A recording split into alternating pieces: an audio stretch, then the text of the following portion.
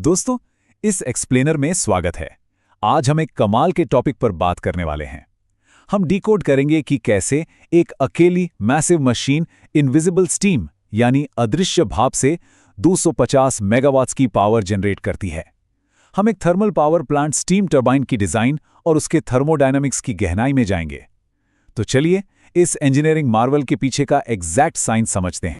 अब ये सोचना बहुत नेचुरल है कि आखिर इनविजिबल वेपर्स से 250 मेगावाट पावर जनरेट होती कैसे है। इसको समझने के लिए सबसे पहले उस इंजीनियरिंग के शेयर स्केल को फील करना जरूरी है। एक थर्मल पावर प्लांट में भाप सिर्फ गर्म हवा का झोंका नहीं होती, ये एक केयरफुली कंट्रोल्ड मैसिव फोर्स है जो पूरी की पूरी ग्रिड को चलाने की ताकत रखती है। इस स्केल का अंदाजा इस लो प्रेशर रोटर को देखकर लगाया जा सकता है। ये लिटरली कितना जाइगेंटिक है। पर ध्यान रहे, ये मैसिव स्ट्रक्चर उस हाईली कैलकुलेटेड थर्मोडायनामिक सफर का सिर्फ आखिरी स्टेज है। यहां तक पहुंचने से पहले स्टीम को कई अलग अलग और एक्सट्रीम स्टेजेस से गुजरना पड़ता है। तो आज का हमारा एजेंडा क्लियर है। सबसे पहले हम थर्मोडायनामिक्स के बेसिक्स को समझेंगे, फिर हम एचपी टरबाइन यानी सबसे छोटे पर ताकतवर सेक्शन को देखेंगे। उसके बाद आईपी टरबाइन यानी सिस्टम का स्वीट स्पॉट, फिर LP turbine the gentle giant, और आखिर में इन सब का एक क्लियर मैथमेटिकल प्रूफ देखेंगे। टरबाइन किस फिजिकल शेप का होगा, ये समझने के लिए पहले थर्मोडायनेमिक्स के उन कोर कॉन्सेप्ट्स को डिफाइन कर लेते हैं जो उस डिजाइन को डिक्टेट करते हैं। सबसे पहले बात आती है एंथैल्पी की। इससे हम स्टीम का एनर्जी बैंक अकाउंट समझ सकते हैं, जिसे किलो कैलोरीज पर केजी में नापा जाता है। जैसे जैसे स्टीम टरबाइन के अंदर आगे बढ़ती है, वो जनरेटर को घुमाने के लिए इस बैंक अकाउंट से एनर्जी स्पेंड करती है। इसका जो मैथमेटिकल ड्रॉप है, वही हमें बताता है कि कितना एक्चुअल मैकेनिकल वर्क एक्सट्रैक्ट हुआ है। दूसरा सबसे इंपॉर्टेंट कॉन्सेप्ट है स्पेसिफिक वॉल्यूम। ये सिंपली ये मेजर करता है कि एक फिक्स प्रेशर पर स्टीम मॉलिक्यूल्स कितने क्राउडेड हैं या कितनी जगह घेरते हैं, और यही क्राउडेडनेस सीधे तौर पर तय करती है कि टरबाइन में छोटे डेंस ब्लेड्स लगेंगे या फिर उस फ्लो को हैंडल करने के लिए बेहद जाइगेंटिक ब्लेड्स की जरूरत पड़ेगी। अब शुरू करते हैं एचपी टरबाइन यानी हाई प्रेशर टरबाइन से। ये फिजिकल साइज में छोटा जरूर होता है, पर इसका इम्पैक्ट बेहद ताकतवर है। इस पहले स्टेज में स्टीम लिटरली एक क्रशिंग 150 किलोग्राम्स पर स्क्वायर सेंटीमीटर के प्रेशर और 537 डिग्री सेल्सियस के ब्लिस्टरिंग टेम्परेचर पर ब्लास्ट करती हुई एंटर करती है। जरा सोचिए, ये फोर्स किसी हाई प्रेशर वाटर जेट जैसी होती है जो अपने अंदर मैसिव एनर्जी छुपाए होती है। अब क्योंकि इस हाई प्रेशर पर स्पेसिफिक वॉल्यूम इनक्रेडिबली लो होता है, स्टीम एकदम टाइटली पैक्ड होती है। इसीलिए इस प्रेशर को हैंडल करने वाला एचपी टरबाइन फिजिकली काफ़ी छोटा होता है।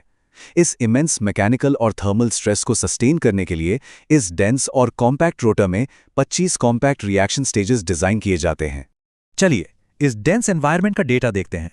यहाँ स्टीम अपने एनर्जी बैंक अकाउंट से 79.4 यूनिट्स खर्च करती है, जहाँ एंथैल्पी 816.4 से ड्रॉप होकर 737.0 किलो कैलोरी पर केजी हो जाती है। ये पर्टिकुलर सेक्शन रफली 88% एफिशिएंसी पर ऑपरेट करता है और उस 250 MW टोटल पावर का करीब 25 से 35% अकेले जनरेट कर लेता है। एचपी टरबाइन के बाद बारी आती है आईपी टरबाइन की, जिसे इंटरमीडिएट प्रेशर टरबाइन कहा जाता है। इसे हम सिस्टम का थर्मोडायनामिक स्वीट स्पॉट भी कह सकते हैं। यहाँ पर एक बड़ा ही इंटरेस्टिंग प्रोसेस काम करता है जिसे रीहीट कहते हैं। एचपी टरबाइन से जो एग्जॉस्ट निकलता है उसे सीधे आगे नहीं भेजा जाता, बल्कि उसे वापस बॉयलर में भेजते हैं ताकि वो फिर से उस 537 डिग्री सेल्सियस के हाई टेम्परेचर को रीच कर सके। पर इस बार प्रेशर कंट्रोल में होता है, लगभग 35.65 kg पर सेंटीमीटर स्क्वायर। ये रीहीट लूप सिस्टम में फ्रेश एनर्जी वापस लाने के लिए एब्सोल्युटली क्रूशल हैं। इस रीहीटिंग की वजह से उस बैंक अकाउंट में फिर से फ्रेश एनर्जी आ जाती है। अब स्टार्टिंग एंथैल्पी बढ़कर 844.4 किलो कैल पर केजी हो जाती है। उसके बाद जब स्टीम 17 रिएक्शन स्टेजेस से स्मूथली गुजरती है तो एक मैसिव 110.8 यूनिट्स का एनर्जी ड्रॉप देखने को मिलता है। ये पिछले एचपी टरबाइन के मुकाबले काफ़ी बड़ा ड्रॉप है। और पता है इस स्टेज की सबसे खास बात क्या है? ये आईपी टरबाइन एक परफेक्ट गोल्डीलॉक्स जोन बन जाता है। प्रेशर मैनेजेबल है, हीट हाई है, जिसका फाइनल रिजल्ट ये होता है कि स्टीम परफेक्टली ड्राई रहती है। यहाँ कोई मॉइस्चर या वेटनेस नहीं होती, जिसका मतलब है ब्लेड्स पर जीरो वाटर फ्रिक्शन। और इस परफेक्ट एरोडायनामिक्स की वजह से आईपी टरबाइन की एफिशिएंसी पूरी मशीन में सबसे ज्यादा होती है, लगभग 90 से 94% के बीच। आखिर में हम बढ़ते हैं इस पूरे सिस्टम के जेंटल जायंट यानी एलपी टरबाइन की तरफ। यहां आते आते स्टीम का एनवायरनमेंट पूरी तरह फ्लिप हो जाता है। स्टीम इस लो प्रेशर सेक्शन में एंटर तो रफली 6.73 kg पर सेंटीमीटर स्क्वायर पर करती है, लेकिन एग्जिट आते आते प्रेशर लिटरली प्लमेट कर जाता है। ये डायरेक्ट 0.0938 kg पर सेंटीमीटर स्क्वायर के डीप वैक्यूम लेवल पर आ गिरता है, जहां टेम्परेचर बचता है सिर्फ 92 डिग्री सेल्सियस। इस डीप वैक्यूम का डायरेक्ट असर उस स्पेसिफिक वॉल्यूम पर पड़ता है। स्पेसिफिक वॉल्यूम बेहद ज्यादा एक्सपैंड हो जाता है और स्टीम एक फ्लफी वेपर में बदल जाती है। इस मैसिवली एक्सपैंड होती स्टीम को कैप्चर करने के लिए ही एक ह्यूज डबल फ्लो केसिंग चाहिए होती है, जिसमें दोनों तरफ 8 जायंट ब्लेड स्टेजेस लगे होते हैं। लेकिन इन जायंट ब्लेड्स के साथ एक बहुत बड़ी इंजीनियरिंग प्रॉब्लम आती है, एंट्रोपी, जिसे हम एक तरह का फ्रिक्शन टैक्स भी कह सकते हैं। जैसे जैसे स्टीम इस वैक्यूम में ठंडी होती है, वो अनअवॉइडेबल तरीके से कंडेंस होने लगती है और पानी की छोटी छोटी बूंदें बनने लगती हैं। ये वाटर ड्रॉपलेट्स उन तेजी से घूमते जायंट ब्लेड्स पर टकराते हैं और लिटरली छोटे ब्रेक्स की तरह काम करके एनर्जी लॉस करते हैं। ये मॉइस्चर प्रॉब्लम या फ्रिक्शन टैक्स एलपी टरबाइन की ओवरऑल एरोडायनामिक एफिशिएंसी को ड्रैग डाउन करके लगभग 82 से 86% पर ला देता है। ना सिर्फ एफिशिएंसी गिरती है, बल्कि ये वाटर ड्रॉपलेट्स धीरे धीरे उन मैसिव मेटल ब्लेड्स को इरोड भी करना शुरू कर देते हैं। ये पूरी मशीन का सबसे कम एफिशिएंट सेक्शन बन जाता है। अब इन सभी कॉन्सेप्ट्स, स्टेजेस और इनएफिशिएंसीज का एक फाइनल मैथमेटिकल प्रूफ देखते हैं, जो सबसे ज्यादा सरप्राइजिंग है।